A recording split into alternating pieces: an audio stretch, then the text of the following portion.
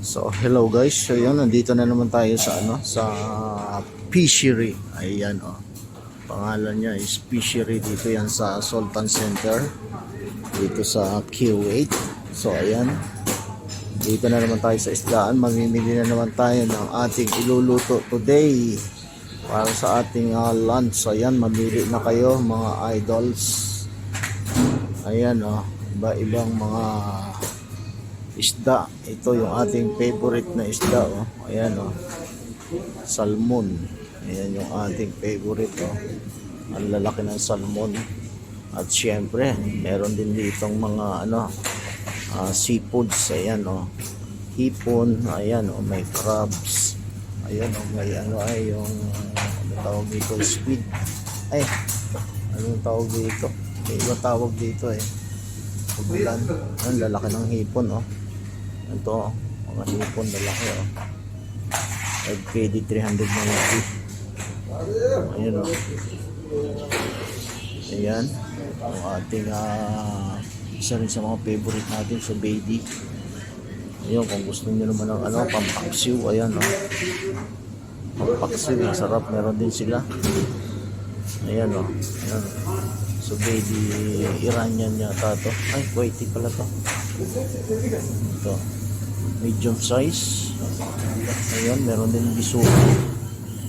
Kami, iba-ibang mga klaseng isda. Ay, ito, lapu-lapo. Sarap to. Sarap to isigang. Ito, malaki ng lapu-lapo. So busy pa sila, hindi pa tayo ma-entertain. Busy pa yung mga rito gumagawa. So ito ang kukunin natin, so baby. At saka pa ba ang masarap, prepare na rin tayo ng seafoods. Parang gusto kong magluto nito, bagulan ang tawag yan. So yan, naayos pa nila kasi yung kanilang pwesto. Ayan, oh. Naayos pa nila yung pwesto na. So yun, kunin ko ngayon is yung sobedi at saka parang gusto kong magsigang ng lapu-lapo. No, I want, yes, this is 20. This one. Oh, this one this is the only size. Oh, same size like that. How many pieces? 6 pieces, okay? So yan, 6 na piraso yung kinuha natin. Okay, same size. Yes. Yeah. Yes.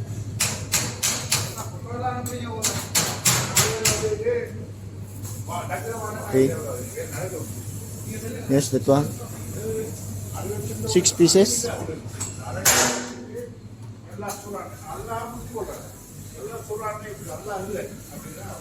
Yeah. 2 kilos and 840 grams. Ayan, 2 kilos and 840 grams. 6 na piraso. Wow. How much is that? 42 dinar half. 42 KD dinar half. Kumuha din ako ng 2 piraso nitong squid. Gagawin natin sizzling squid. So yan ang ating binili for today, yung subedi at saka squid. Ayan, meron din tayo ditong biniling 2 squid. Ayan, oh. Ayan, oh. 2 squid, gagawin nating sizzling squid. Ayan, oh. Medyo mahal-mahal nga lang ang pagkakabili natin dito. Nasa 500 pesos yung 2 piraso. So ayan na guys, ang ating lunch for the day. Yan yung ating menu for the day. Sinimplihan ko na lang kasi maikli lang yung oras natin para makapagluto. So nagprito lang ako ng ayan, pinirito ko lang yung isdang subedi. Sa atin sa Pilipinas ang tawag dyan is pampano. So pinirito ko na lang siya, tapos yun, nag-prepare ako ng anong tawag dito ay atsara. Ayan, meron tayong atsara dito. Tapos yun, hiwain natin yung isang kamatis dito malaki. Tapos meron tayong kanin dyan. So yan, simpleng pananghalian natin for the day. So maraming salamat po Lord sa masaganang pagkain narito ngayon sa aking harapan. Sa pangalan po ng iyong anak na si Jesus. Amen. So kain tayo guys. Samahan nyo akong mananghalian and thank you so much for watching.